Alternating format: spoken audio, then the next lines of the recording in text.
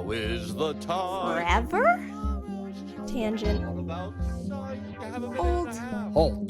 Hashtag always MGM. You are approaching the unloading area. Calm down.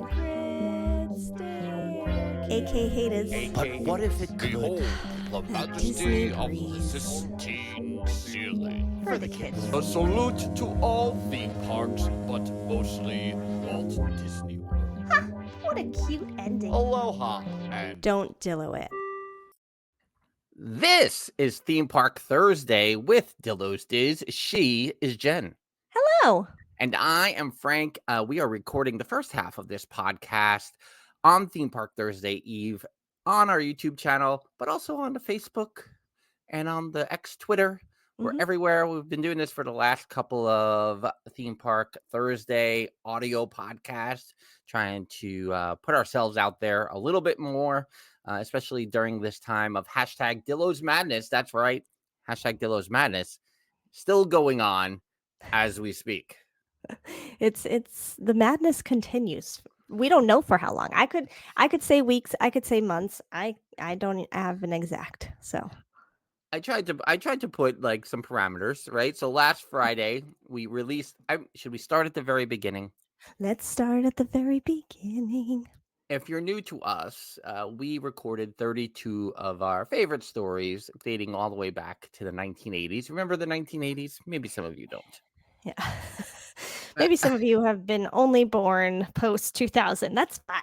That's fine. We recorded 32 of our favorite theme park stories.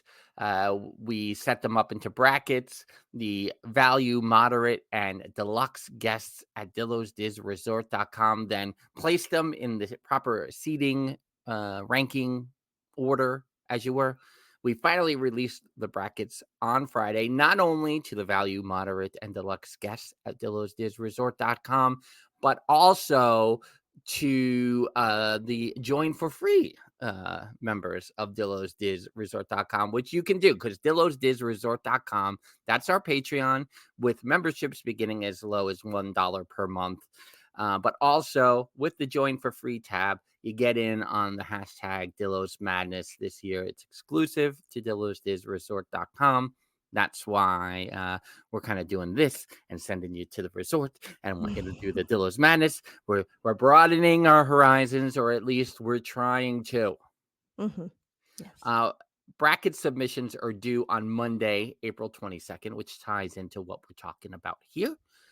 But also, there's an opportunity for a prize package this year. I don't know what the prize is. I haven't come to that conclusion yet. Easy on the prize package. I mean, let's just set up the prize first. I just wanted to say prize package. Right. Yeah. Maybe some nostalgic items. I don't know. Who knows? Who knows what might happen? I did receive at DillosDiz at gmail.com. We did receive one completed bracket today with some shocking upsets. I don't know if you perused the bracket, Jen. I did not, because I'm kind of like, I think I want to wait and have real-time reactions. Which I I feel like I'll probably tee you up for some of those reactions. So I feel like I need to look. You should not look, as I normally do with any topic or subject I present to you. That's usually how it goes. It's just how it happens. But I was like, oh, I'm surprised to not see the expected picks in our hashtag Dillo's Madness bracket. So it's good. I want some variety. I was worried that we might only get to the same final four stories. Yeah. But mixing it up today. We'll start working on that once we get the bracket submissions all back on Monday, April 22nd. But join for free at DillosDizResort.com. Jen, before we jump into our main topic or subject here, you've been bugging me to watch Wish since the beginning of April. Yep. Still haven't watched it. Working on it. Yeah. It's not going to happen for next week either. Yeah. We'll work on it. But we both did watch the 28-minute episode of Bluey this weekend. The episode titled The Sign. Yeah. Jen still crying days later. I'll be crying forever. Did you cry? Come on. We were Come talking on. before we started this official recording. If you were watching on YouTube, you know that we referenced This Is Us, very similar to This Is Us, where it's like, you feel it. I feel it there, but I didn't commit to the full cry or the full, like, give me more tear down the face. Mhm. Mhm. Jen, Mhm. you crying the whole time? I mean, not the whole time. But this is what Bluey does, and I don't want to give spoilers because one, I think, I think everyone should watch Bluey. This is not for kids. This is for everybody. The beauty of Bluey, though, is that it can speak to everyone. It speaks to the kids. It's inserting some lessons here and there without them really realizing, but it's also speaking a lot to the parents. And I Mhm. feel like it's become such a like, especially if you go over to TikTok or whatever, it's such like a Bluey is for parents. Just how many things they just get. But the show is just so well done with all the little tidbits and little Easter eggs and all the things that they put in, and they do so many callbacks to previous episodes of theirs. And this episode in particular, because it was 28 minutes long, typically they're what, like 7 to 10 minutes, Right. you Mhm. know. So this one in particular had a lot of callbacks, and so that was very cool to see. And but it just it makes you laugh and it hits you in those feels. And then even after watching and crying, and I can't even, like, it's up there with that Bing Bong scene, close. It's pretty We're close. gonna talk so much about Inside Out the next 3 months. So many Yes. Inside Out references coming up. Yes, because Dr. Jacqueline and I were recently talking about it. We're just waiting to be destroyed by the second movie. And yeah. But anyway, but then I, like, go on TikTok, obviously, and someone has broken down all of the Easter eggs, and some I knew, Mhm. and some I was like, "Oh, wow, yep, brilliant, brilliant, well Mhm. done, Bluey people," and it's just so good, and everyone should watch it. But yeah, the emotions. I can't with those emotions. One thing about I'll say one thing I've said before about Bluey, and then I'll try to dance around the second thing. But the first thing is, uh, not that I'm a Looney Tunes cartoon fan per se, Mhm, like appreciation for the Looney Tunes library, as it mhm, were. And I can't understand why they haven't been able to figure out. I mean, a little bit I can figure out why they haven't figured it out in 30 years, but with the Chuck Jones 6 to 7 minute Coyote Roadrunner cartoons, there's like a whole set of rules about it that people use as a framework for other things. And in many ways, like a Chuck Jones cartoon has like the perfect setup and punch mhm, in animation history, like better than anything. mhm, Bluey with its 7 minutes. I don't know if it's meant to directly emulate that, but it's as close to a perfect cartoon in that Chuck Jones vein mhm, than I've ever seen. mm, So mhm. that is first and foremost is I think it's as perfect a cartoon series than Yeah, that we've ever had. You mhm, know, and yeah, Roadrunner and Coyote cartoons are very predictable, but mhm, it's you watch it for a reason, and you're always going to yeah, watch it for a reason, and it's because of the set of rules that Chuck Jones has. mhm, I think it's very applicable yeah. to Bluey. So Mhm, to that, 100%. mhm, The second thing is, uh, it's going to be hard to quantify when the world shut down in 2020. mhm. My 4-year-old, then 4-year-old, now an 8-year-old, What? was making all these games up, and I didn't know where she was getting it from. Mhm, I was like, "What are you talking about that we gotta climb a balcony to be Santa? Like, mhm, what are you talking mhm, about?" Like, and then we were, like, playing statues in the driveway. mhm. I'm like, "Where is all of this coming from?" Clearly, I wasn't paying enough attention to what she was watching on television at the time. But it was slowly, as I got into watching Bluey, because what else are we gonna do? We were sitting at Mhm, home. I mhm, was like, "Oh, this is where all this is coming from." mhm, And so then you get suckered in.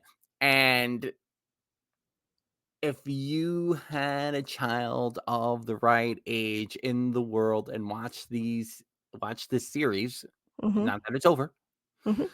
during this time, during the last 4 years, I don't think anyone is prepared for the emotional context it's really going to have long term, Yeah. forever. I Yes. I think because of when it hit, Yeah. what was going on when the show Mhm. really hit, and everything that has followed already, and how people Mhm. are responding to it is in direct correlation to these last 4 years, and Yeah. especially if you started watching at the jump Yeah. 4 years ago. So, I think 10 years from now, people will still be talking about Bluey in the same kind of reverence that, we're holding it now, but maybe Mhm. we'll know why a little bit more 10 years Right. down the line. Yeah. Yeah. It's just so it's so well done. Like I think there's a lot. Oh, okay. Just ignore the whatever's happening outside my house right now. As a as Um, a unidentified flying object that just went by your house. um, I think there are a lot of good kid shows out, in the last few years or more. I'm coming up on a decade of being into kid shows here, but Mhm, there's just something different about this one. And like I said, I think it is that it can speak to everyone and it can speak to parents and it can speak and it has these lessons and call outs and callbacks and getting you in the feels and all the things. And yeah, it did get the kids, probably especially during that time, like, getting them out of their shell. All 3 of our kids, I don't mhm. know how long they played grannies everywhere they Oh, right. went. It'll Mhm. still come out every once in a while, but, like, grannies was huge that they would Yeah. just go around doing that, and, I feel like, especially in this I don't know, it's hard to say this last season of Bluey because, I know sometimes they'll release, like, one, and then, like, a year later, they release another batch, but it's all the Yeah. same season, um, but, there was a lot, I feel like, to the parents, like, that stick bird episode, it's Oh, yeah. the and he's all Unicorns. yeah, You know. unicorn like, all of those things are so, like, right to us, and, Mhm, but yeah, so it's not as though I'm like, "Oh my god, this would." It's just what Bluey can do is mhm. just very cool, and it's been very cool to watch and see the response to it, Yeah. yeah, it's been interesting. I don't yeah, didn't watch I don't think I've seen the majority of the last batch they released a few Mm, months back, so I have to go back and watch those, yeah. but, the one I watched was when they were playing with the surveillance camera Oh, yeah. and they were doing, like, the search Yes. for the friend who Uh-huh. and I was like, "Oh my god, this is a perfect Yeah. episode of Bluey." Yes. It just Yes. jumped right out at me. But Mhm. you don't think it's over? No, I think I mean, it feels like it Mm, is, and it feels like it could be, and it would be right. they tied up a Makes lot sense. of things and Yeah, with all the callbacks, but I think I did hear that there is more coming, so yeah. Alright, it's fine, anyway, fine. It's just so many emotions. a lot of emotions. Wait for Inside Out 2, everybody. Okay. Can't wait for our live watch of Inside Out 1. Is Dr. J gonna come on for the live I'm one? sure she will. I gotta be prepared for that one. So we are here for the Theme Park Thursday episode because Monday, April 22nd, marks the 60th anniversary of the New York World's Fair. Mhm. And for me, it's 10 minutes down the road right here. Yeah. Right. For Jen, it's you got to come in a little further west. Yeah. But it is in and around our lives Mhm. for our entire life, Mhm. as it were. And, you know, what we have maybe underplayed all these years um, is how much of an impact the New York World's Fair had on Mama and Papa Dillo, Mhm. which then we didn't realize that impact then impacted us Mhm. when we went to Walt Disney World. Right. And we've tapped in, we've talked a little bit about, but I still feel like then we forget, and then we're reminded of it again, and then we Mhm. forget. So the first half of the episode, we're gonna focus on 4 things that Walt Disney provided for, basically produced for the New York World's Fair, Mhm. and maybe have a little debate about which of those are the most impactful or most important, which of the four. Mhm. And then in the second half, we're actually going to do a throwback Thursday in November of 2020. We had an interview, a conversation, as it were, with Lloyd Trufelman, who is a New York City tour guide. He works with the New York Adventurers Club on tours of the site of the New York World's Fair, both, I think, on site and virtually. And I thought this was a great opportunity to bring that back up, especially if you're new. You didn't listen back then, but you listen Mhm. now. I can't tell by the amount of downloads and listens because I can look at 3 different places and they tell me 3 different numbers. So that's totally fine. I wasn't aggravated at all earlier today looking at such things. Totally fine. But up first here, we will discuss. I mean, yeah, which order do I want to go in, Jen? It's like I'm doing the 1, 2, 3, 3, 2, 1. You're No, right. yeah, Yeah. 4. So 4 main contributions from Walt Disney right here. I think we can discuss It's a Small World, Mhm. presented by Pepsi over in Flushing Meadows Park there, Mhm. and the impact that the dancing and singing dolls had on Papa Dillo most of all, but in general, as an attraction, as a dark ride, as a landmark basically of both Disneyland and Walt Disney World years following the 1964 World's Fair, but also other dark rides that followed, etc. Mhm. Um, Great moments with Mr. Lincoln, which now we know President Lincoln in the Hall of Presidents at Walt Disney World. What's funny, and it's gonna sound so like I know, but at the same time, when I think about it, I'm like, oh, Walt Disney Animation. Mhm. I was reading a Disney Parks blog from several years ago where it talked about Mr. Lincoln here and audio animatronic. I'm not naive. I know animatronic and animated have the same prefix, but in I guess on an episode of The Wonderful World of Color leading up to the 64 World's Fair, Walt Disney mentions like the next evolution of animation. Mhm. And like for a second, like the bell went off and the heavens opened up and the sun rained down on me like, oh, you didn't realize this was animation. I was like, Mhm. no, I did, but I didn't ever see it framed that way. So it hit me differently of like, Yeah. oh, animation. Oh, even though I know. Yeah. So we can discuss that a little further. Mhm. Perhaps underrated on this list of 4, we'll see as we talk about it, the Magic Skyway. Now, the Magic Skyway didn't become an attraction in Disneyland or Walt Disney World, but based on what it is and what it was, it launched. It was inspiring to other attractions that Mhm. followed. Yeah. So, especially if you like the People Mover, or if your first ride was If You Had Wings, or anything like that, the Yeah. Omni Mover, craze there. We'll get a little more in depth with that there, and then finally. Progress Land, which we know as the Carousel of Progress now, and that technology and the popularity of that attraction and all that follows here. And well, those are the 4: Progress Land, Magic Skyway, great moments with Mr. Lincoln, and It's a Small World. Jen, I just did a lot of talking, so I'm going to pass it to you to get things going. Yeah, I just wanted to answer 2 quick questions before we get into these. One, Lewis asked, how far is 10 minutes down the road? Is that like 10 miles from where we come from? Yeah, I mean, it would probably, it could, 10 minutes down the road for Frank could take 10 minutes. Mhm. It could take 45. Sure. It doesn't really, it's hard to say. Yeah, it's probably a half an hour subway ride, Right. too, but it's probably 2.5 miles down the road, maybe like on the Grand Central Parkway, maybe. Yeah.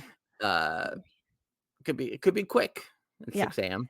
I do recall there was a day you were coming out here to film something, Mhm. and it started snowing or raining or something, and you were around that area, and it had been over an hour, and Yeah. you were still like And I was like, in no, this is that. it. Yeah, I yeah, see my exit. I'm going home. yes, yeah. And Val also asked if we've seen Tomorrowland. I see, a couple of, I'm going to say a couple of months back. It could have been a year ago. But I was at Mama and Papa Dillo's, and she was watching the second half of she was watching Tomorrowland. Mm-hmm. I probably saw the second half of the movie, and I was Mm-hmm. like a little into it. I haven't seen it from beginning to end, and it's been on my list for a long time, and I don't know Yeah, why I haven't. I think I have. Oh wait, isn't this from it? Wow, I just find these pins everywhere. That's a Tomorrowland Maybe, thing, right? yeah. And Maybe. it's just sitting here staring at me. I have. I think only once though. So it's probably something that I would have to go back and watch as well. Just quickly, if you're watching the live stream and not listening on the audio, this might be interesting. But these are some photos that I took the day Jen and I were on the site at Flushing Meadows, Mm-hmm. Corona Park. However, we phrase those 4 words together. I can't do it.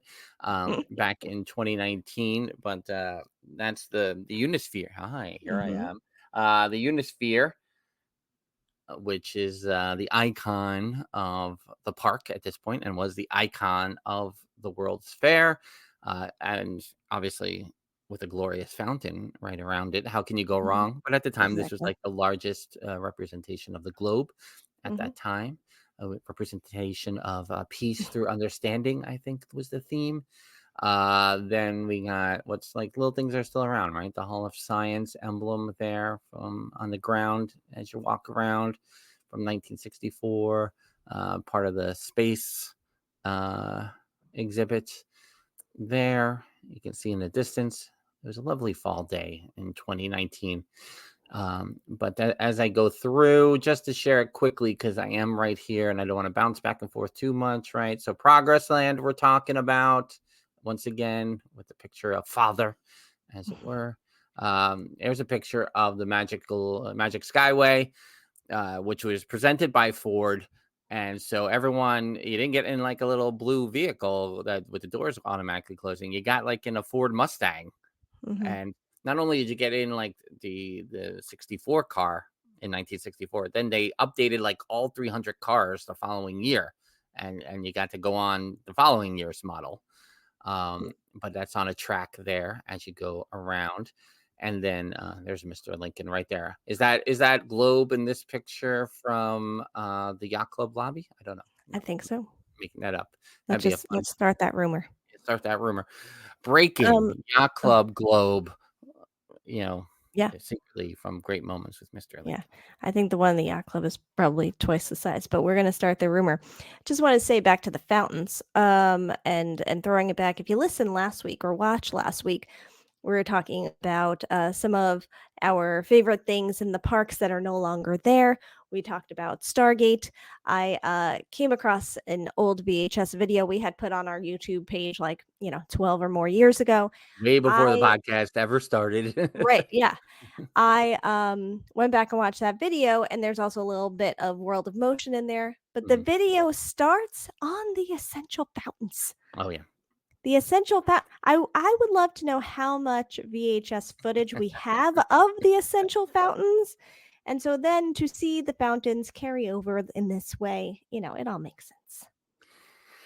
Totally. Yeah, that because you were talking to me about the videos for something else too. It was around that year, right? Or we were talking about a different year of our home videos there for something else. I forgot. No, it was probably around that, and it may have been the other the Wilderness Lodge video too. Oh, I right. think I Yeah. was looking at both Right. of those. Yeah. And so in June, Test Track is closing for the renovation where part of the, exterior work, I almost said facade work, exterior work, the art suggests it's going back more to those World of Motion roots. Obviously, we approve of this, right? Yes, obviously. Yeah. I'm 100%. We're going backwards. You're in with us.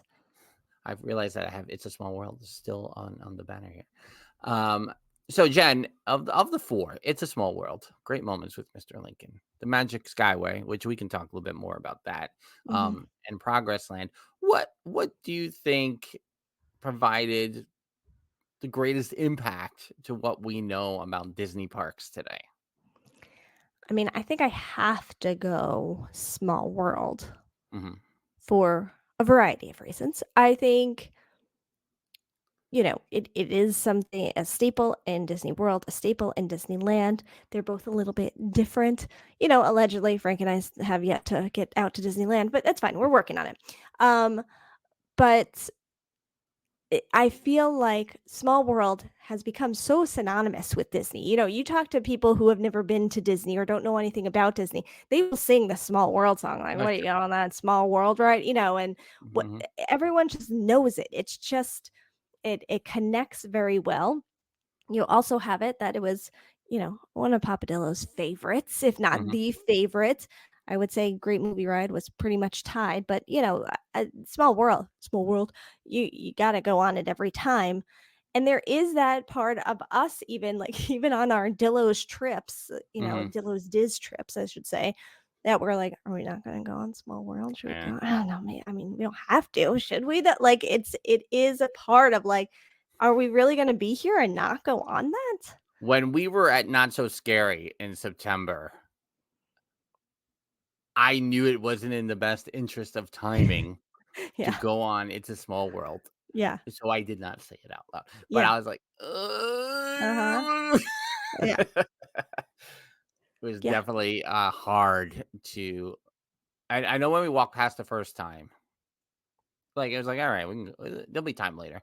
yeah, Uh, but then coming back, like, and realizing because my brain does weird time management things sometimes, and it was sure. early enough in the in the evening, I think it was, Mhm, like, after we did Haunted Mansion, we were over there at the Rapunzel restrooms and everything else, where, but in my head, I was like, "No, we're getting to this spot by here, we're getting to that, the shows are here, the parade is there. No, don't stop for the 15-minute, mhm, walk down the queue, get on the yeah. 10-minute boat ride, come back up. You don't have 15 minutes. There's not a 15-minute gap in here." Yeah, yeah.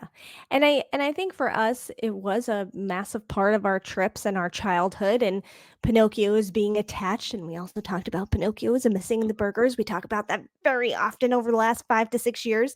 But we would sit and try to get that window seat, which apparently is very difficult to do nowadays, but we would be able to get it every trip and we could wave to everyone and watch the ride. So it was just like it was a must do for us Mhm, always. mhm. No, Yeah. yeah, it definitely is a must do, Yeah. and, I think what's funny to me, and I'm not here to be an AK hater, but how I enjoy, the Navi River journey. Mhm. There's a lot of Mhm. haters for that attraction out Mhm. there. I enjoy it for what it is. I'm not waiting that long to go on it, No. but if Yeah. I'm going on a slow moving boat ride, I'm just gonna do it. Why? Right. Because I love It's a Small World. Yeah.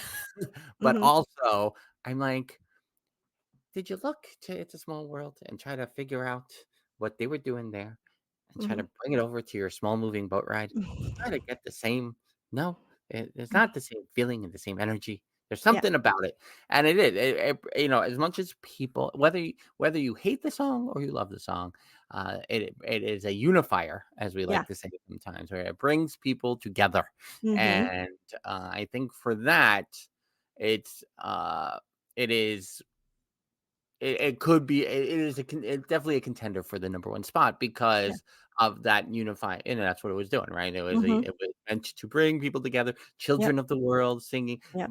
but also bringing adults together. Mhm. It continues to serve its purpose, Yes. even if it's in the negative sometimes. Mhm. Yes. I'm just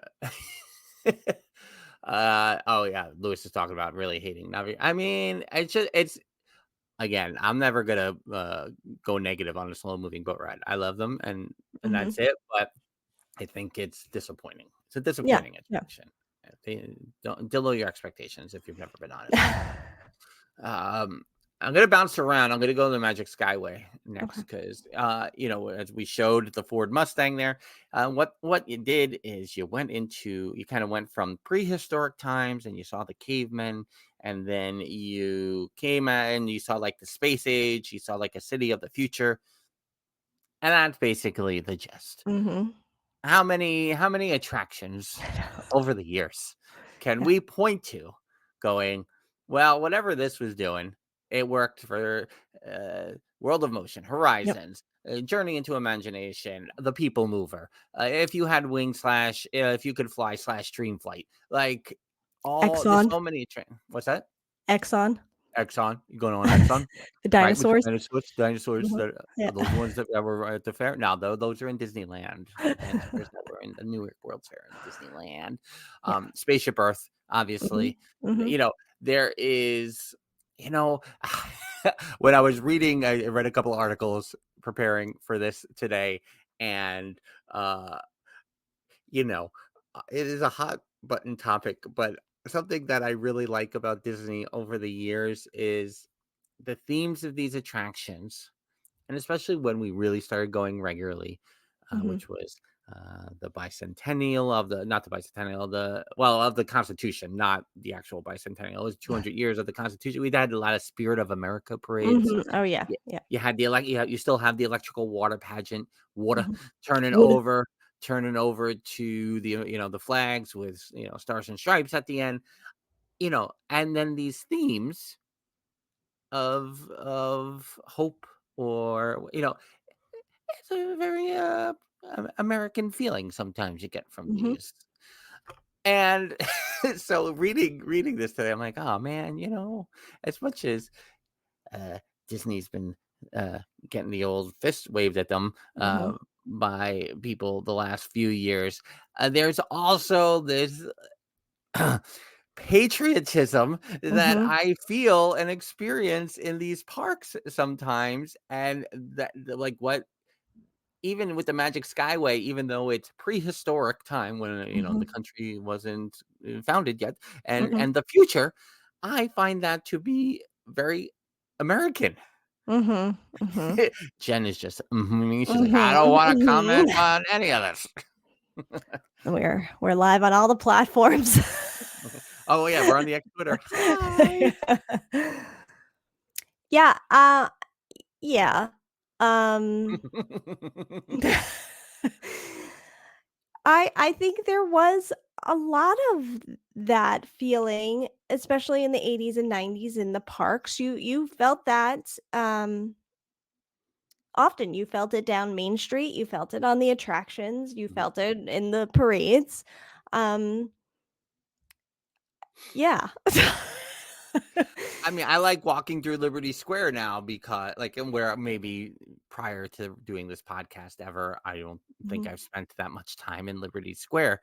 mhm, But since doing this podcast, whether it's because I've become more of a appreciator of Haunted Mansion or whatever, I mhm, find myself going to Sleepy Hollow more, walking around the area more, and but because it still has that mhm, feeling mhm, and the riverboat and everything. There's just it's progress. As we get to Progress Land in a second, mhm. but to me, that coincided, with what you were learning as a kid and what you were learning Right. and what you learn about Edison and Benjamin Franklin and electricity, all these things that I then connected to Disney along the way. And so that's what cracked me up with thinking about this, is like I get like Americana vibes from Mhm. thinking about an attraction that goes from prehistoric to the future. It's interesting. Yeah. But yeah, there were totally those feels and those vibes, and it does, like you're saying, it does exist in certain areas of the parks now, um and in that nostalgic way. Hmm. That's all. Well said. Yeah. Yeah, and I think that is definitely right. That's part of it too, and part of the New York World's Fair, had that kind of again, peace through understanding, but people talk about it as the big thing that happened before the Vietnam War. Mhm. So for baby boomers, Mhm. which is Mom and Papa Dillo, Yeah. this was I think the Wikipedia page said it, like a touchstone moment Yeah. in their lives before things got turned upside down a little bit Mm-hmm. in an Yeah. unexpected way. Yeah. Mm-hmm. For sure. Up next, let's talk about, because I feel like we mentioned progress, and a lot of those dark ride attractions have progress involved with them. Progress Land, what I found really interesting and what I read earlier today was that the importance of the more than 200 seat theater loading every 4 minutes. Mm-hmm. And Mm-hmm. the way that, part of, yes, we were telling a story, but it was also this novel concept of every 4 minutes, 200 people come off the line, even though the line Mm-hmm. was still an hour at the New York World's Fair. Yeah. Um, I think in some ways, again, right? So we're talking about the storytelling Mm-hmm. of in the Disney parks. Yeah. So where It's a Small World talks about almost again the unifying aspect, the family portion of it. The Magic Skyway talking about the dark ride, Mm-hmm. the themes of those attractions, and Progress Land kind of speaks more to the storytelling. I Mm-hmm. feel like, and giving a place to that. Um, we're as much as it's a great big beautiful tomorrow, where now is the time, now is the best Yeah. time. Carousel of Progress, people. Sorry, I mean they're both great songs. Don't get me Yeah. wrong, Yeah. but now is the time, now is the best time was our Carousel of Progress song first. Yeah. Was the last time you were on Carousel of Progress at Jocelyn's meetup in 2020? Was that the last time? Yes. Yeah. And that was probably the first time I had been on. Well, I think we had taken the now 9-year-old on when he was 1-ish or 1.5-ish. Mm-hmm. That was a horrific mistake. And he was crying the whole time, and I tried to get out of there, and they wouldn't let us exit, and we just wanted to leave, and it was horrifying. So Oh, yes, that's right. I forgot yeah. that story. Yeah, I was like, please let us exit. And they were like, you have to stay seated. I'm like, okay. Does everyone hear this? We would right. leave, everyone. We swear we would. Mm-hmm, mm-hmm. Yeah. So, but I mean, aside from that, that had probably been the first time I had been on it in a while as well. But I mean, it was always, you have your spots in the parks that are good air conditioning spots and good little kind of break spots. And that was great for that. But I also, there is the nostalgia to that ride. We knew the history of it. Mm-hmm. Um, we would like to see if any changes had been made to that final scene, even though they rarely happen. The fact that they could, we were Yeah. always keeping an eye out for. So, it was a I feel like it was one we did pretty often because it also was one of those rides you can kind of just get on No, whenever. and I think right. We could get on it Yeah. 100%. But what we didn't know is that Papa Dillo had that nostalgia for it. He didn't say Yes. like, Right. "I went on this all the time." I went on it at the World's Right. Fair. I don't think No. he ever said that. He had no No, knowledge. I don't think so. I think all that kind of stuff came out as we were adults, probably since this podcast, but I don't think we realized, like, when we go back, and I saw Lewis mention, the nostalgia we have for things we did with them. But Mhm, when we go back to that, thinking back on how often we went, and we went 1 to 2 times a year for our entire lives, and mhm. um how Mama and Papa Dillo didn't grow up doing vacations like that and doing that, so that Right. wasn't it, and we never really knew where the basis for it all came from, but this is where it all came from for them, and Yeah. they fell in love with Disney the way all of us Disney adults do now. They were one of the OG Disney adults. Yeah. Yeah. Yeah. I think that right. And totally. And again, it speaks to, and it's not funny that you said Disney adults. They're the original Disney Yeah. adults, because like when people, oh, Disney adults, don't be fooled. The Yeah. Disney adults were around 30 years ago too. Yes, for sure. Yep. 100%. Yes. uh I want to go back because Lewis mentioning, I wonder if the experience of how many, and that was heavily promoted. It was heavily promoted how many people that, yeah, every 4 minutes you're going to get on. Mhm. It was one of the big things they did outside the attraction. No other theme parks, even Universal, seems to be able to process people through at even close to the same velocity, right? I mean, Mhm. and that's why a lot Mhm. of these It's why the Muppets, are still there in Hollywood studio. That's why, you see, yes, the air conditioning for like a Frozen sing along. Sure, that show is awesome. And Mhm. that show puts a lot of people into that theater every Yeah. every hour. Mhm. Indiana Jones the same way. I mean, I think I shouldn't be surprised that that theater is packed every single time, but I am. The last Mhm. couple times we've been on it, I'm like, I Yeah. can't believe that it is still packed to the rafters Yes. for Mhm. this. And the same thing about My Fantasmic, which we don't talk about too often here, is a great nighttime experience because they have that theater, and Yes. it allows time for people to maybe hit a couple of rides at the end of the day. We have failed to mention, and I say this because our friend Jeffers, who's been in Walt Disney World the last couple of days, has taken over our Instagram. Yeah. He's been posting amazing pictures, and Mhm. now like 3 days in, I'm like, okay, I can't look at any more pictures because it hurts so much. Yes.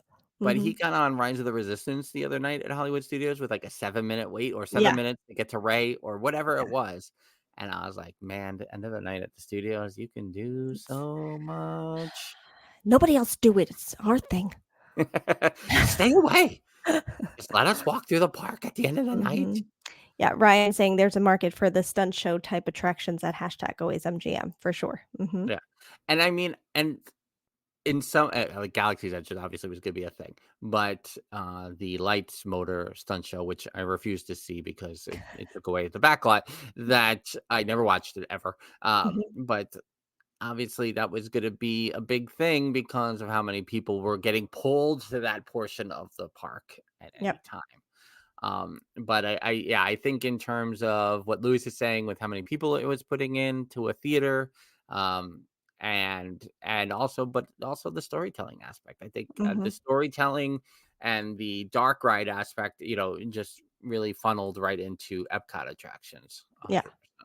Yeah. And then, well, let's talk about Mr. Lincoln. I mean, I Mhm. think one of our Dillo's madness many years ago Yes. was about animatronics. I don't know if anyone picked Mr. Lincoln. Yeah, I think Maybe, it was it the 2022 because we yeah. took, video and pictures in, The Walt's Walt Disney walkthrough. Studios Yeah, walkthrough thing there at Hollywood Studios. to Yeah, warm up because I was freezing. I wasn't as cold as the following day, but I was like, "Ooh, we could go inside somewhere. This is nice."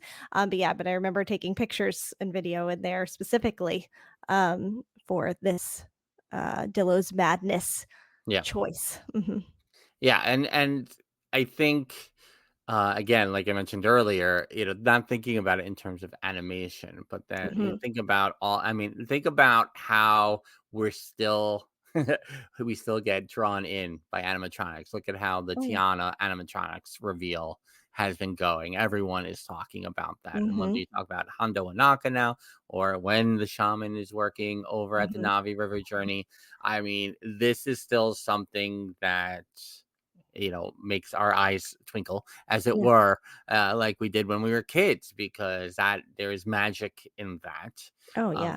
and to see it go all the way back now 60 years, Mhm. and to think about how that has transcended over time, I think, and Mr. Lincoln versus It's a Small World is a very tough battle in terms of what it has done, not just for attractions and theme Mhm. parks, but also what it has done for uh, the enjoyment and entertainment of the guests who visit the parks. Yeah. Um, so that's where I was like, I don't know if I have the answer when I pose like which of the four Yeah. are it's the greatest contribution, Mhm. because I think I can go either way, especially with with how I am. But Mhm. you would still go. It's a small world, Jen. Yeah, but no, I see what you're saying with it too, because it was kind of in terms of contributions, it made a huge impact on so much in Disney, and even then when you expand it to like Hall of Presidents and what they did there, where Right. who's standing, who's sitting, who can go from sitting to standing, like all of these little things over Right. time. Um, and you think about how it started and where it started, and how crazy that must have been then to see. Whereas now although there is still the magic to it, and yeah, the advances keeps the magic alive but we probably do take a little bit of it for granted at this point just because of how technology is. But Mhm. you think about how far it's come and where it started and how long ago it started, and the minds that were blown seeing something like this back then. It totally makes sense that, yeah, obviously this had a major contribution to theme parks and Disney especially. Lewis, we like shows in the parks. I had to look up obstinate while Jen was talking to make sure I knew which word you were talking about. I'm just saying. Can I just also side note on that, because you mentioned Phantasmic? I don't know if you caught it in our one channel Discord, which is associated with DilloSresort.com, that there was a night where Mr. Snidillo was like, "Hey, what's this?" And he saw Phantasmic on like a map, and he thought it was something new coming. And I was like, "Well, isn't that Phantasmic?" He's like, "What do you mean?" I was like, "Phantasmic. That's where Phantasmic is." He's like, "What are you talking about?" I'm like, "Phantasmic, the nighttime show at MGM. What do you mean?" And he's like, I've never known this existed." I'm like, "What are you talking about?" And we had to like look it up, and he like brings up a video on YouTube and he's watching. He's like, "I have no idea what this is."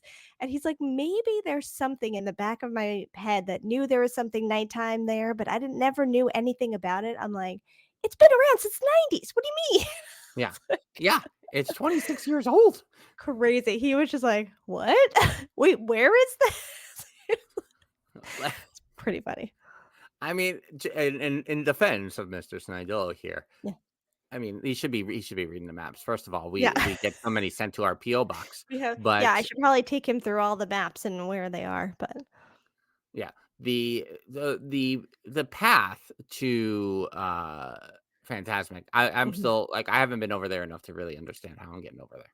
Yeah. No, I don't remember. I have seen it. I don't know the last time I even saw it too. Yes. It had to be in high school the last time I saw it. I don't know. I think the last time I saw it was I think I saw it with Mrs. Dillo in Mm, 2015. mhm. Maybe. Yeah. Maybe. And Uh this is referencing Lights, Motor, Action, and Phantasmic mostly for you. Lights motor action is just not my was just not gonna be my cup of tea. Mhm, So I chose my time over mhm, that. And I know a lot of people who worked that show. So mhm. Phantasmic is still Disney inside. And if someone said to me, "Can we go see Phantasmic?" If there Uh, was an 8-year-old that were to ask, probably it would be yes. for now, I'm not telling her it exists. She will be Mr. Snidillo at some point going, "What do you mean? I've been to Disney lots. I don't know what you're talking about." What's this show? What are you talking about? Oh gosh, that's too funny. So here then we're going to lead into the second half, the second portion of the audio podcast, which you're not going to see if you're watching the live stream right now as I'm talking. Mhm. Side note, it's not Disney related. Can we just talk about this? You and I didn't talk about it directly. This Beavis and Uh, Butthead sketch that was on oh SNL, my the god, we Saturday were Night Live supposed to sketch. talk about Ryan Gosling as a whole thing. Yeah, it was a whole Ryan Gosling. How much did you laugh? First of all, you know, not that everyone didn't already think Ryan Gosling was great, Yeah. and we're here to remind everyone all the time that he was a member of the all new Mickey Mouse Club. Yes. So Yes. there is a energy, there is a presence that is greater than because Mhm. of that training Mhm. and that experience that he had there. Yes. But so the Ken performance in the movie, Yeah. the Oscar performance, and then him on SNL over the weekend, just next level. It's Yeah. next level. Now, yes, Beavis and Butthead are, and again, I've had a clean living in a lot of Mhm. ways. So, but Beavis and Butthead, I still thought was hilarious, Mhm. and I that sketch was just really funny. I don't know if I could say more than that, but everything about it was like perfect, and Yes. watching them all try to keep it or not keep it together Right. was it's rare when it really it's great if it goes either way. Yes.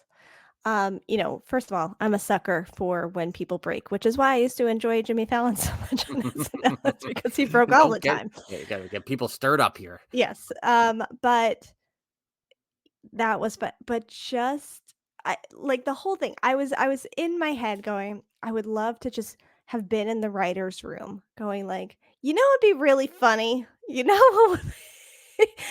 and like you're bringing back Beavis and Butthead, first of all, and still hilarious. But he was so funny. And yes, that's all I kept thinking is, because then there was, I think I sent you the other sketch Yeah, he that was was funny in where too. he was, okay, Brad, you're how he was in that too. I'm like, he is just bringing out that sketch comedy he learned on the MMC, and he is killing it on this episode. And I would see like clips of it and people in the comments being like, if he was on every week, I would actually watch SNL Yeah. now, and all of that. But he's just so good at what he does. Lewis is here asking if we watched Carol Burnett.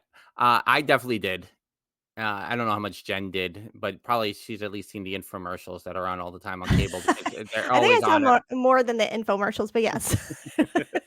And if they got the half an hour infomercial for that or Dean Martin roast, you can all but guarantee it's on at Mama and Papa Dillo's house. Oh, yeah. So yes, and I'm just gonna say about Carol Burnett.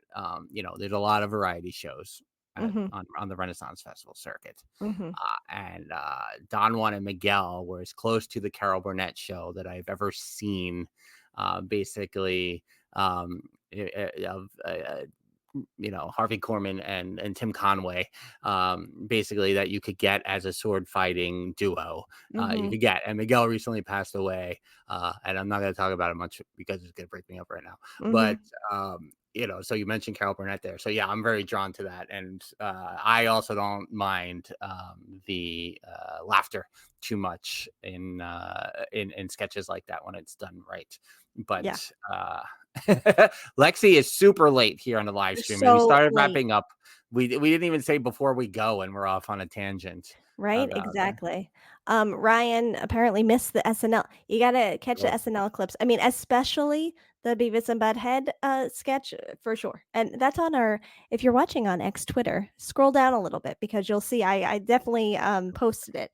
But then I don't know what that other sketch was, but he's engaged and he's talking to another guy, Brad. That's all that one. That one was hilarious as well. But Right. Yeah, and I mean, I think in some ways they were fighting, even though there was some cracking up there. I also think Oh, yeah. it could have been much more. Yeah. So I see. Yeah.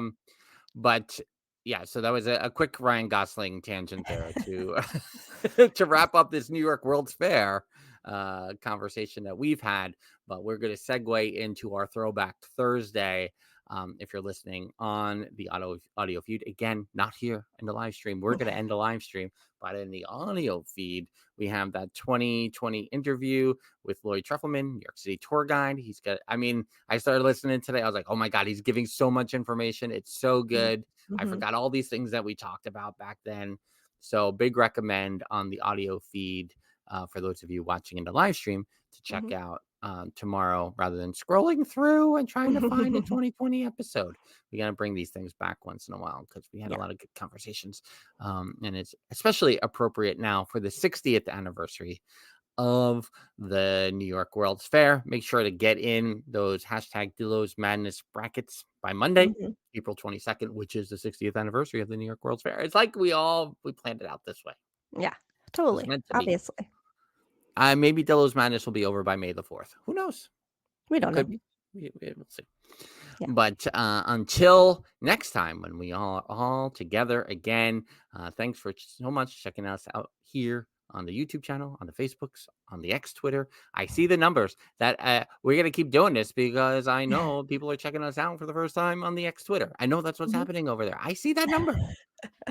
It's driving me bonkers a little bit. I don't understand. Well, we appreciate it. And we appreciate it for sure. But thanks so much. We'll see you again along the way. Until next time, enjoy this interview.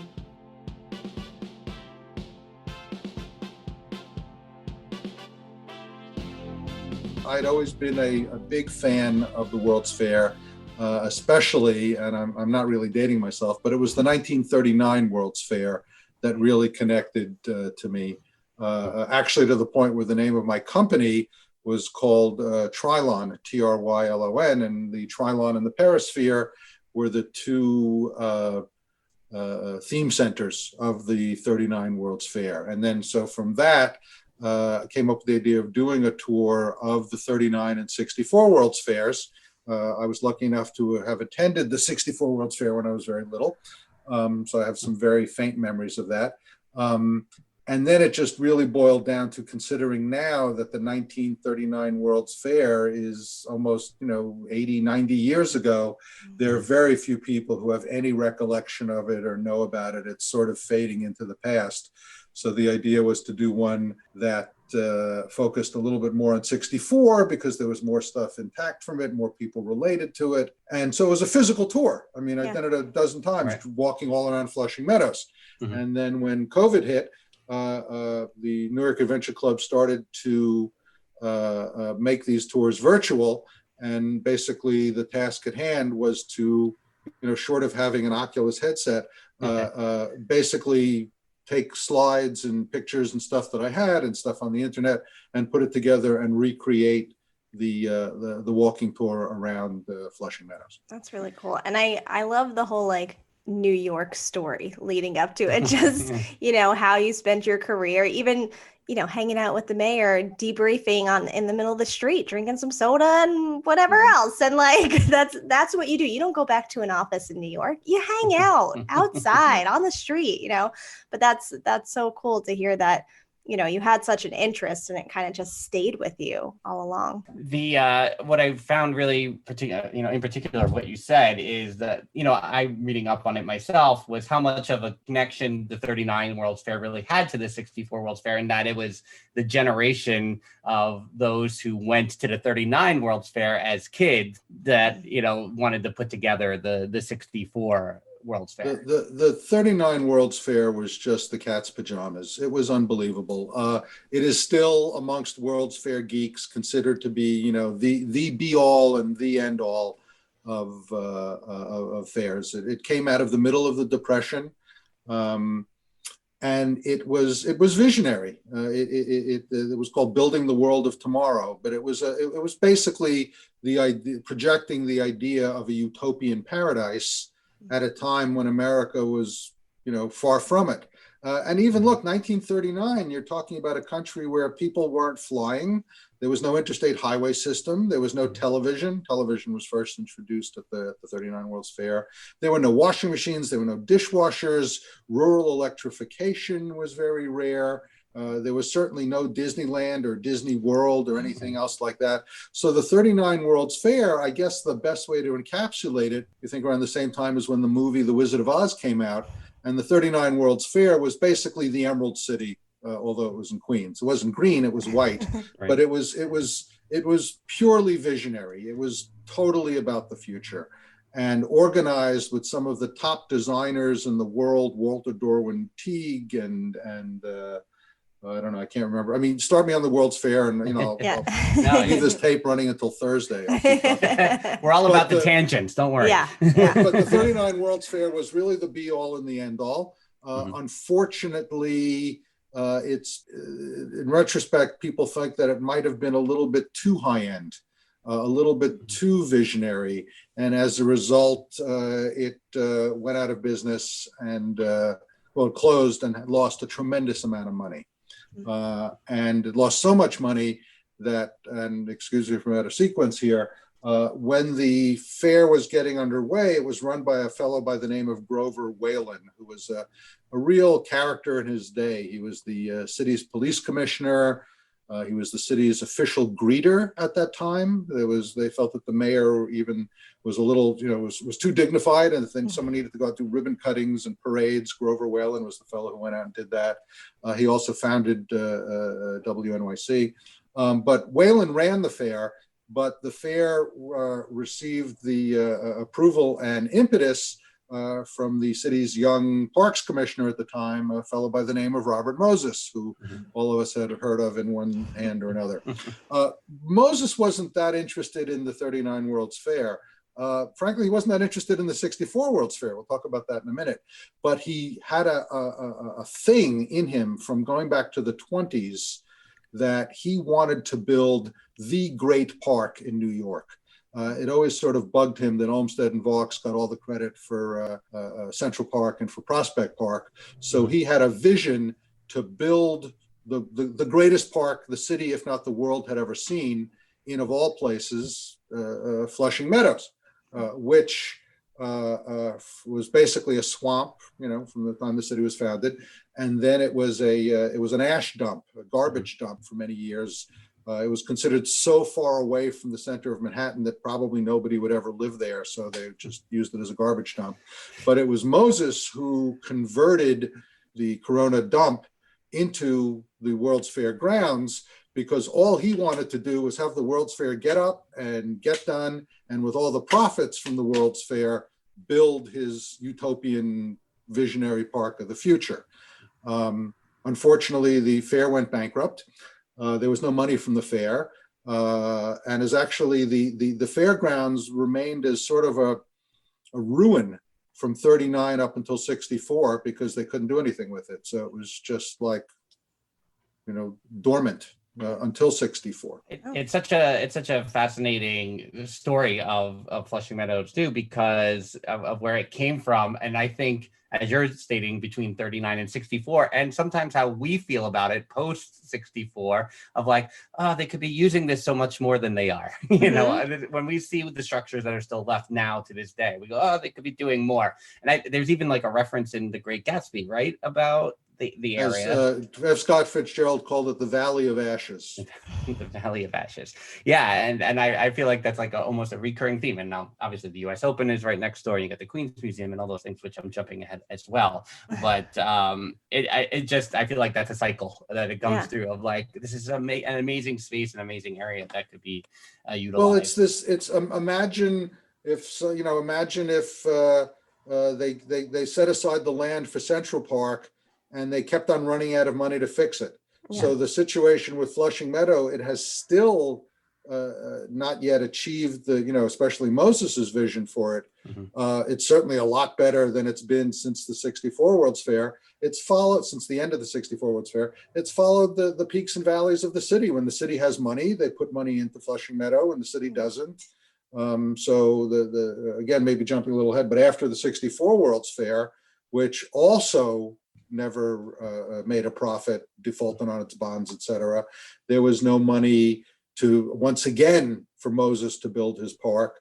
And so the park had been just sort of a ruin and an afterthought and I would say for a long time, for decades, and I'd say within the past 15, 20 years, it's been fixed up bit by bit by bit and keeps on getting better. Was the 39, because you do the walking tour, so maybe this might be easier for you to answer than I'm going to phrase it. The grounds for the 39 fair, was that mostly intact by 64, or because I feel like the maps are similar?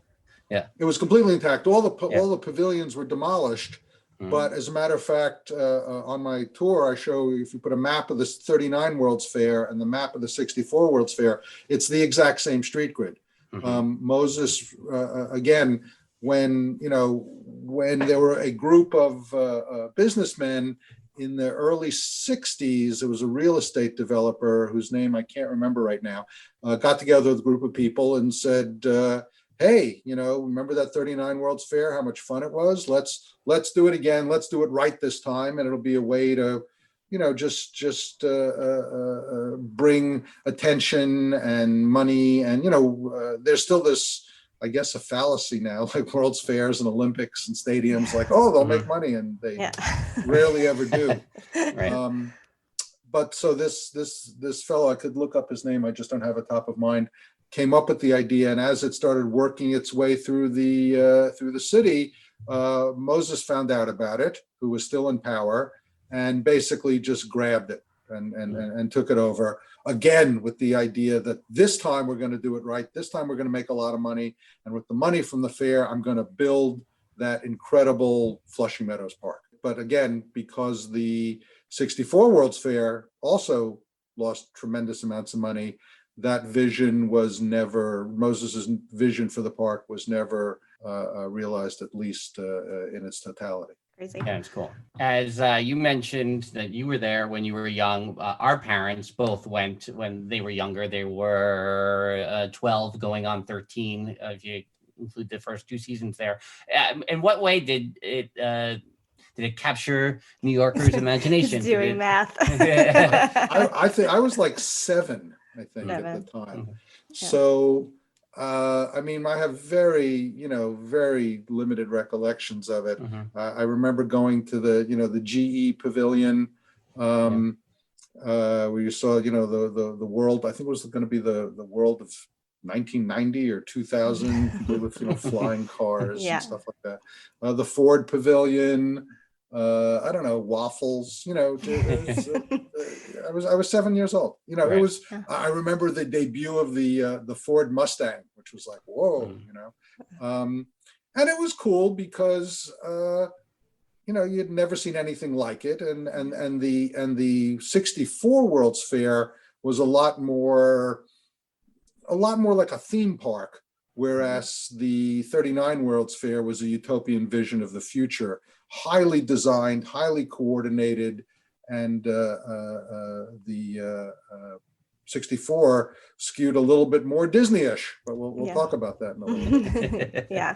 Well, and we didn't even realize that both of our parents had been there, I think, until last year? Yeah. Was that the first time? My dad, our father reflects just on yours, it. not mine. Yeah. Yeah, just yours. Both of ours.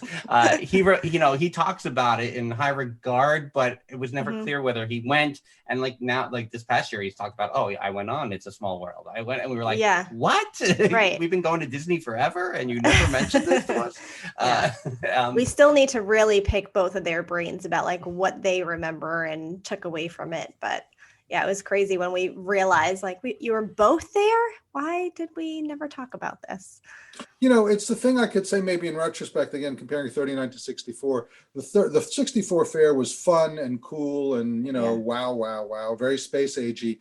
The 39 World's Fair was literally going into the future. So, my father, who's not with us anymore, had greater recollections of when he went to the 39 World's Fair than he went to the 64 World's Fair, because the 64 World's Fair was fun and amusing. Right.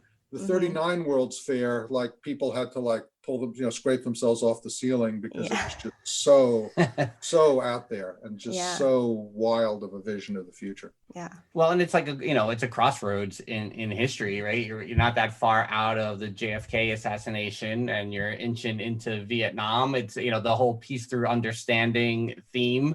I guess there was just a lot going on too, where maybe we didn't call it stress back then. I don't know, but there was heightened anxiety because the world was coming, post World War II. And Moses wanted to really keep that out of the fair, especially with the fair being a little bit more Disney. And by that point, I don't know, I'd have to do the math. Moses died when he was in his 90s. So this was his last hurrah, so to speak. And he never did anything by committee. He was basically a dictator, and things were done his way and the way he did it. And also was his view of this was a 70, 80-year-old man in 1964. So you had his view of the world. So as the pressures of the outside world, for example, it was known that the entire executive staff at the World's Fair Corporation was white and male, I think. So when issues came up for racial justice or the Vietnam War or some of the social issues, it was sort of like the World's Fair pretty much stopped in a world of maybe 1960. And by 1965, you had all the social things sort of banging on the door of it. And Moses really worked hard to keep that at bay, but sometimes at the risk of alienating people because it was ironically a World's Fair, which is supposed to be about the future, but the aesthetics and the politics were very much of the past. I don't know the intricacies of getting a World's Fair up on its feet, but it didn't have the approval of everything, right? Like only 24 states were involved. That was a big thing. There was a thing called the Bureau of International Expositions. And the 39 World's Fair was approved by the BIE, but the 64 was not. There were it's a large European governing body. It was exactly the kind of institution that Moses could not deal with at any, they were European, they were diverse, both in terms of languages and nationalities, they were deliberative, they were, Moses would be the kind of person who, would be like, I want the Triborough Bridge to go there. Yeah. And bang, they build it. So he didn't get along with the BIE. And the BIE, I believe there was a 62 World's Fair in Seattle. And there was a limit on how many countries could have a fair within certain times. And so the BIE said, you're going to have to play by the rules. Moses had no interest in playing by the rules, always did whatever he wanted on his terms. So just went ahead and did it, called it a World's Fair, when technically it wasn't, because it wasn't approved by the BIE. And as a result, a lot of major countries, England, France, etc., who were signatories to the BIE, never had pavilions at the 64 New York World's Fair. As a matter of fact, the BIE sort of actively worked against the 64 World's Fair because Moses was, really so unpleasant to deal with. So here's Moses, who's like going to go ahead and do this fair, but he's not going to get full BIE sponsorship or approval, which means that, a lot of really sexy pavilions are not going to get built. And almost from day one, he was scrambling because at the end of the day, the main purpose of the fair was to generate a huge profit so he could finally build his park. So then suddenly, it's like being an impresario and then realizing that your 5 lead actors aren't going to perform in the play. So you have to get a substitute. And that's one of the things actually that led him to Disney.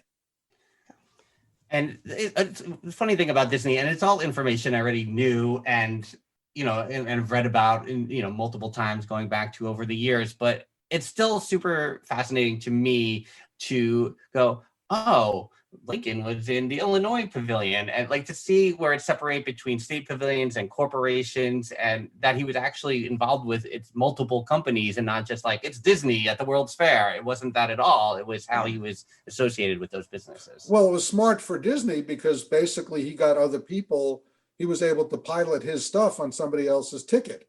So, like the Carousel of Progress was for the GE Pavilion, but then, as you know, after it was at the New York World's Fair, it was out in Disneyland, and then eventually made it to Disney World, where it still is. But I guess GE just paid him to put the thing together, and somehow he held on the rights to it. And again, I don't know if GE would have built the Carousel of Progress at its headquarters in Fairfield, Connecticut. So I don't know what they would have done with it.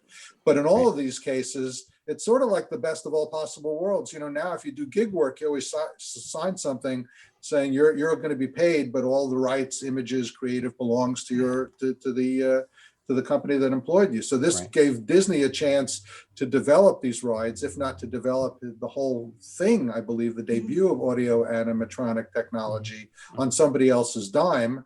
And that was another thing with the 64 World's Fair. It was much more commercial and transactional, especially another reason the BIE had a problem with it, because the pavilions themselves paid for space. Moses was like, "Oh, you're a company. You're a." As a matter of fact, with the BIE, once Nations dropped out, he went out. It was very heavily corporate because he went to corporate and said, "I'm going to have a big crowd here. You want to have a pavilion? Pick a lot, pay your fee." So it was up to the companies to pay for the pavilion, design the pavilion, build the pavilion, and even demolish the pavilion.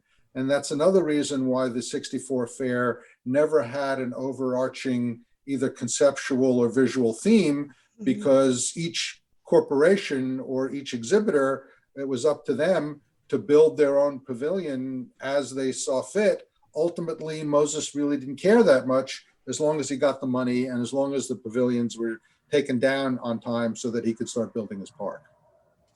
Wow. And yeah, it seems like such a perfect setup for Disney to just test out his ideas and see what's working and see what doesn't, and, you know, figure out what to do after that point. But it was, you know, it was kind of his own little test kitchen, I guess. Yeah, so you had the Carousel of Progress, you know, a small world. It's a small world from Pepsi/UNICEF, which is down in Disneyland, and then obviously the great moments with Mr. Lincoln, and then all the stuff in the Ford Pavilion as you sat in the car and you drove around this spiral way in the car. And you saw everything from dinosaurs to rocket ships, and again, all that stuff was manufactured and presented by Disney.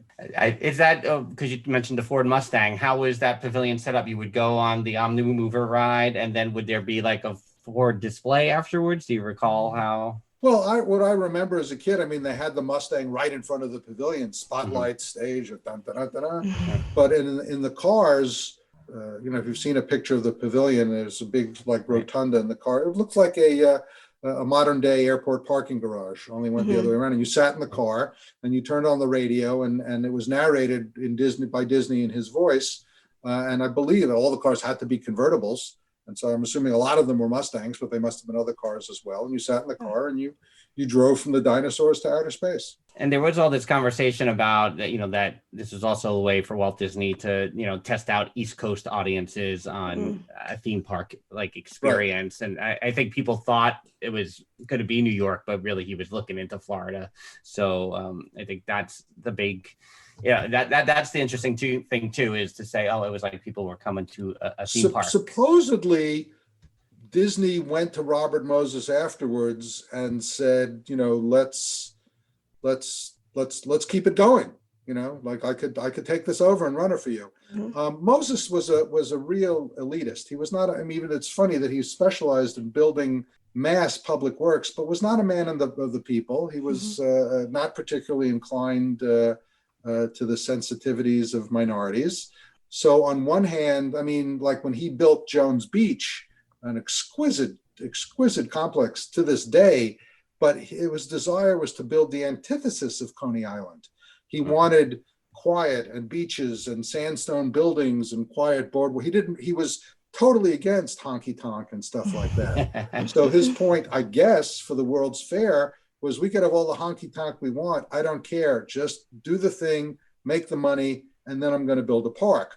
But his vision for the Flushing Meadows park that he wanted to build was to be far more elegant than Olmsted and Vaux were for either Prospect or Central. And so the idea of keeping the World's Fair going with, you know, dinosaurs and cars and popcorn and stuff was not of his, you know, it wasn't his cup of tea, so to speak. So again, I haven't been able, maybe you guys know, I haven't been able to find any specifics where Disney really tried to keep the fair going as an Epcot or just as a theme park in Queens. But Moses was like, no, I'm going to build it. It'll have, you know, carriage, gardens, and he wanted to build like the Tuileries or something like that. Well, yeah, and I guess a couple of things that would come into play there is like, I think you would call it the 64 World's Fair, but it did have it had the 2 seasons, it had 2 years. But I guess once you get to the end of that second year, you're 14 months away from Disney's death. So maybe it was a health situation too, and he already had his hands, you know, stirring in Florida. That's me speculating there. Well, I believe Walt Disney World was well underway. You know, I don't remember when he started assembling the land for Disney World, but it was, and they started working on the 64 World's Fair, like 60, maybe 61, it started to come up. And look, from his point of view, I mean, it's the same reason that, you know, the film industry began in New York and moved out to California because of the weather. You can't have you can't have a theme park that's only open 4 months out of the year. But, you know, if you take the time to put the floor plan of the 39 World's Fair next to the plan of the 64 World's Fair next to the plan of Epcot, it's almost interchangeable. Yeah. And as you guys know, Epcot was Disney's vision for not a theme park, but for an entire city. Mm-hmm. And from what I've read, it was really the vision of the 39 World's Fair that, even though he was involved with 64, was the 39 World's Fair, because it was so future oriented, that sort of resonated with him. And I think that was where the original idea from Epcot came. And then I think it was a matter of, you laid out the plans for the 64 World's Fair, and it's probably roughly analogous. So let's do this, have the big geodesic dome where the Unisphere was, where the Trianon and Perisphere was, blah, blah, blah, blah, blah. And it's interesting. I went to Epcot, it's been many years since I'd been there, but I'd been there when it had first opened, when I was a kid, and then I hadn't been for 20 or 30 years. And then I was there with my kids. And by this point, I had become sort of a World's Fair lunatic. So it really, the first time I was as an adult at Epcot walking around at night, I got chills up my spine because I felt the 39 World's Fair. I was like, this is, damn it, he took the 39 World's Fair and built it in Florida. Yeah. It really blew me away that first. I mean, I know it's I haven't been down there in decades, but I'm sure it's a lot different now. But when I went there, it was that's actually one of the, I mean, there are changes along the way, but I think one of the things, especially in the World Showcase portion of Epcot, there is a lot that is still the same. So it does have the, and we're nostalgia freaks. That's where we are.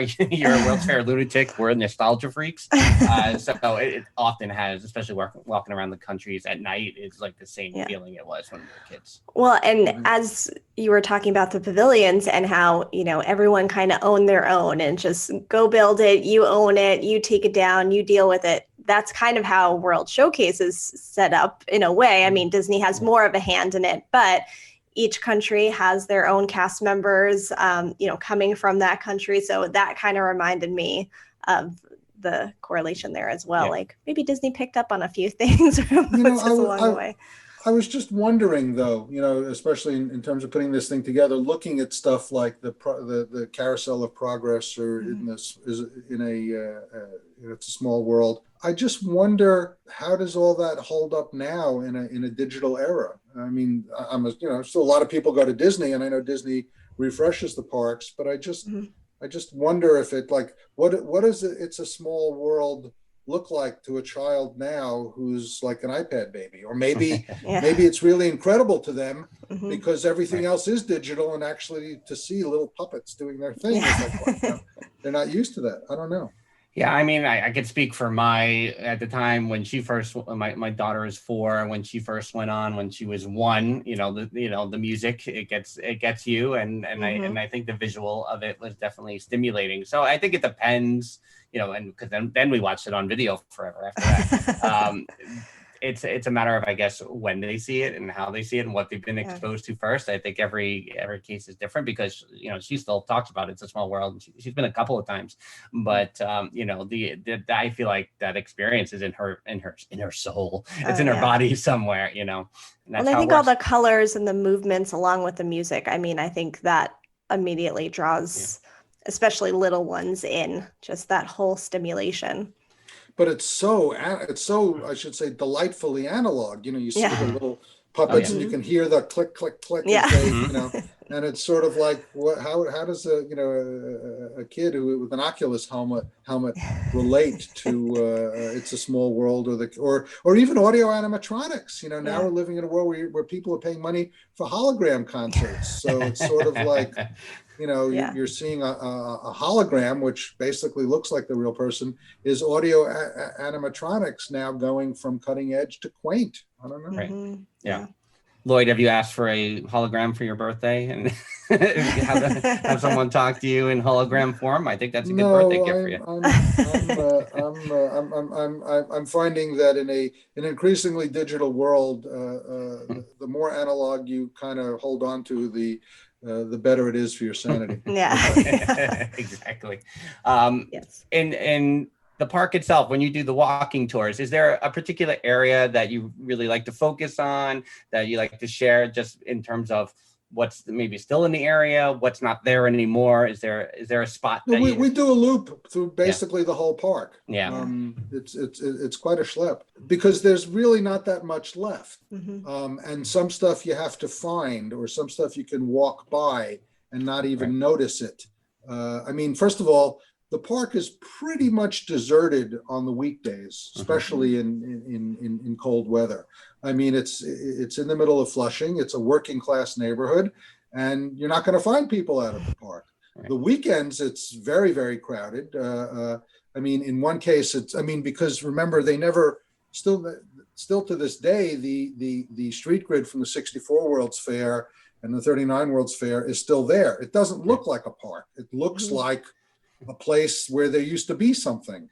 So some of the big fields that were the sites of the big pavilions, they just turned into, originally baseball diamonds. And then as the demographics of the neighborhood changed, into soccer field. But, you can walk around and, like, for example, the original ground granite markers that mark the streets are still there. But they're set in the ground. And if you're there in the spring, you might not see them because they've been covered over from debris and stuff during the winter. In between two soccer fields is the site of the Jordanian Pavilion, and in the middle of that is is what's called the Column of Jerash, which I believe is the second oldest man-made structure in New York. It was made in, the only thing older than it is Cleopatra's Needle from AD 120.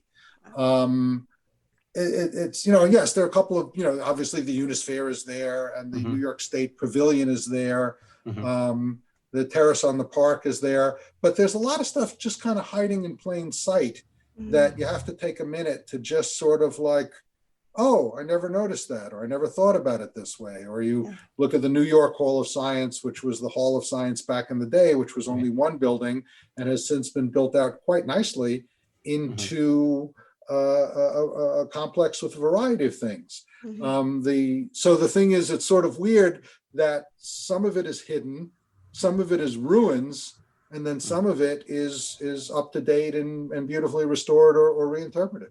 And the tennis center was in Forest Hills back then. So where the U.S. Open was, is that part of the World's Fair site? This is something I should know the answer to, but I don't. Yeah, well, that was where the Arthur Ashe and Billie Jean King complex is where the United States Pavilion was. Okay. The United States Pavilion was left to remain after the fair. It was a big green, I think it was by Edward Durrell Stone, it was a big green glass box. But what had happened was, again, there was no money to build the park. And then shortly after the fair, the city, the fiscal crisis hit. And I believe they just threw up a chain link fence around the US Pavilion. And within a few years, it was just ruined, vandalized, destroyed. So they knocked it down. And yeah, that's where they built the tennis center. And so, yeah, that was the site of the Singer Bowl and a few other things. Again, all that stuff had been demolished when they built the tennis center. Shifting towards the webinar, you talked about some of the pivots you've had to make in turning your walking tour into a webinar. What are the other subjects and topics that we can expect from that webinar, courtesy of? Well, it's, again, we walk around, we look at the New York State Pavilion, about what it was, what it is right now. It's actually in the process of becoming, for lack of a better word, a stabilized ruin. And there have been incredible plans proposed for it.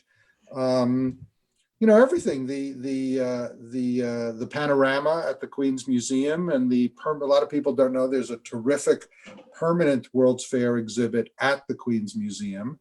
And as you know, the Queen's Museum has just been renovated. The New York State Pavilion is a stabilized ruin. The time capsule on a 6,000-year-old journey is just sitting behind a bush in a grove of trees. You can walk right past it and never notice it. What else do we see?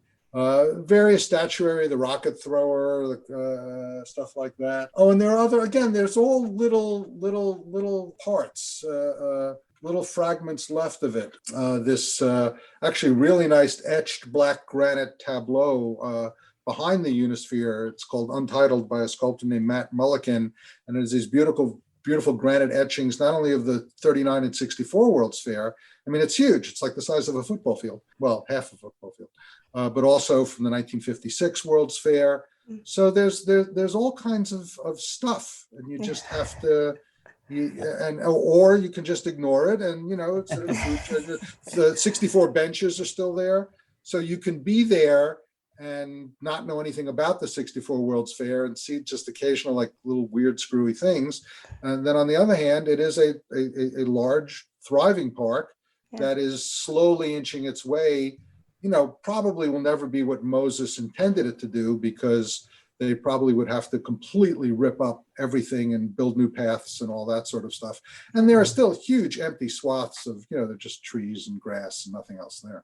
Yeah. I mean, I think Jen and I walked around. We did like a quick Last video fall. in front of the Unisphere last fall, and even just walking around, I every time I walk through it, and maybe it's once a year, maybe because I'm a big Mets fan and I'm a tennis fan, so I'm in the area often enough. I don't live too far from there. Lemon Ice King. Oh yeah, totally. All that, it's a great area to go to. And what I found in particular was that I feel like every time I go, I'm like, why am I not here more? Because I feel like there is so much more that I'm missing, that I'm not exploring, that is not in plain sight. So it's super fascinating just to hear you rattle those few things off. And they are, and I mean, and every time you come there, like the site of what was called the Astral Fountain was just a hole in the ground. I was there a year later, and they built a real state-of-the-art skateboard rink where it was located.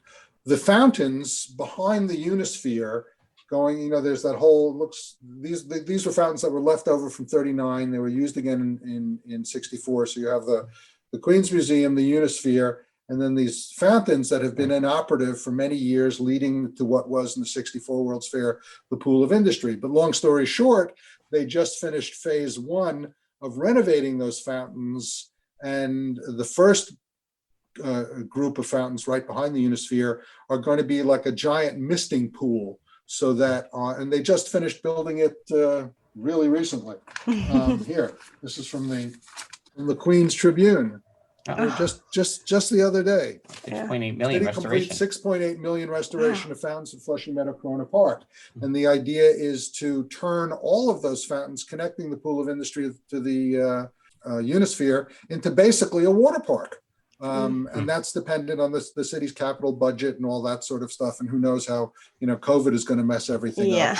But they keep on moving Flushing Meadow Park forward, and it just gets a little bit better over time. And instead of a grand vision and renovating the whole park, they're doing it piecemeal, year by year, decade by decade. But 7 million, it's the 4th largest park in the city, and they claim 7 million people use it. So, we might be, if you're in Manhattan or something, like, where is that at? Queens? But it's you go there any weekend on a summer, and it's great. And then you have things like the Queen's Night Market and stuff like that. So it's a happening place. No, it's cool. And that as you're walking around with all these newer features, or just, when it's crowded and people are just hanging out, underneath everything are these little hidden pockets of nostalgia, which I like. And I think that's the big thing, is that every time I'm in that park, it's beautiful and it's rich with history. And what I like about this conversation, Lloyd, is that I find the World's Fair to be this rabbit hole. Usually we go down this, Jen and I go down this Disney rabbit hole, but it's a New York City rabbit hole too. And it's now today, because we're born and raised on Long Island, that this Robert Moses, you presented him as this central figure today, and now I'm like super intrigued about Robert Moses. So that's been great too. The next rabbit hole. just read the book, but that's if you have nothing. Well, now especially if we go back into lockdown, it's only about 1,400 pages. So The Power Broker by Robert Caro. It's probably the first or second best book on New York ever written. But you really get a sense. And then also, with the digital world, you just type 1964 World's Fair into your search engine, and you'll get photos, videos, tons and tons and tons and tons of stuff. Well, yeah, the aesthetic of the artwork and the pavilions and, you know, how everything looked. I mean, that hits me right in my sweet spot. I love it so much.